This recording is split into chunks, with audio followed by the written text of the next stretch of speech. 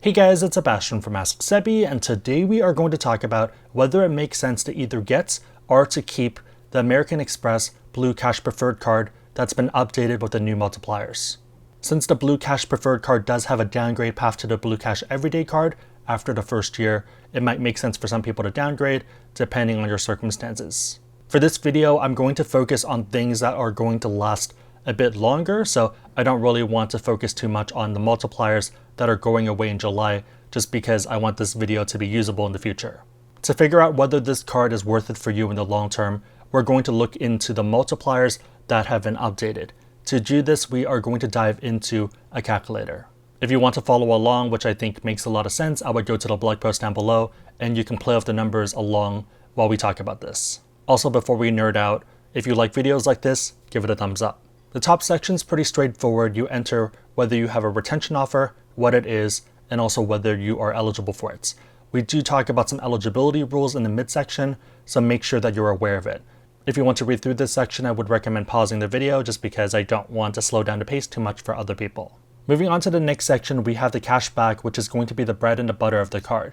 One of the big reasons that people really like this card is because it has very high percentage multiplier cashback for different categories that people tend to spend money on. So here you're going to get 6% cashback at US supermarkets on up to $6,000. Anything after that, you're only going to earn 1% back. You also earn 6% cashback on select US streaming subscriptions, 3% cashback on transit, such as taxis, ride shares, parking, tolls, trains, buses, and more. You also earn 3% cashback at US gas stations and 1% cashback on everything else.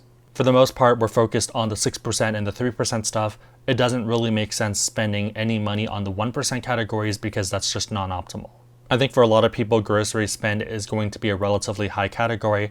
Subscriptions end up being a bit interesting, and I'll cover this more in my full review video. And the big reason is because I don't think most people are going to spend as much as they think they do on subscriptions. And that's why I really want to build this calculator first. So it sounds really good, and it's a really good multiplier. 6% is pretty good, but how much do you really spend on subscriptions? For me, I just have Netflix and YouTube Red. In the past, I've had music player stuff before, but that's relatively not that much money.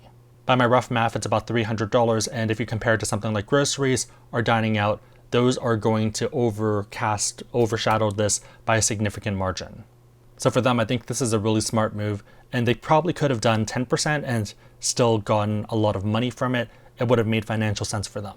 If you spend about $500 a month on groceries, that's going to be $6,000 per year. Let's say you spend $500 on streaming, and let's say you spend about $2,000 on transit, because it does cover quite a bit. Let's say you spend $1,000 on gas, and that's going to equate to cashback of $480. Your numbers are obviously going to be different, and it just really depends on how you distribute your spend to other cards you have, so you might want to factor that in as well. For the numbers that you enter, I would recommend putting the numbers that you would put onto this card if you're considering applying for it, and if you're someone keeping it, the numbers you would otherwise put on it for the rest of the year. The rest of the card member year based off the annual fee. In the next section, we are looking at the expected value. So we're looking at the cashback that you're getting minus the annual fee plus any retention or welcome offer that you're getting. Based off the numbers we put in, we're getting about $385. So this is $385 that you are otherwise getting that you wouldn't be getting if you chose not to use anything else. But there is a thing where you could choose to use another card. So with something like the Blue Cash Everyday, that's going to be your opportunity cost because you could otherwise get 3% back but not pay that annual fee. If you want to figure this out, you can go into the advanced opportunity cost and benefit section and then enter the values there. The main point here is to make sure that taking path number 1 makes more sense than taking path number 2. On that note, if the card does make sense for you and you want to support our channel, we do have a referral link down below. Pretty easy way to do that. We also have links on our sites.